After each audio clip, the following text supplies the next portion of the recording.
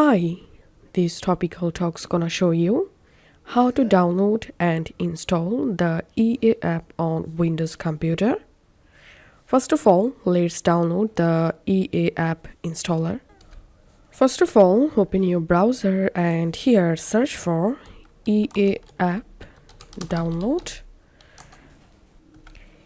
And now you have to open the first link, download the EA app. Just click on that. And you will jump into official Electronic Arts app download web page. Here click on download the EA app. And now here we can see the EA app installer.exe has been downloaded. Now to start installation, click on that and click on run.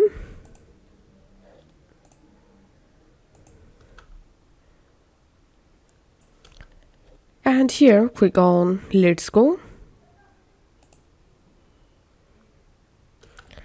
And here it may take some time to download the EA app on your device.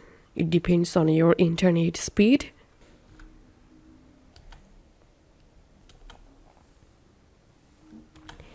And here, as you can see, I've successfully installed the EA app on my computer. And now let's run this EA app to sign into our EA account.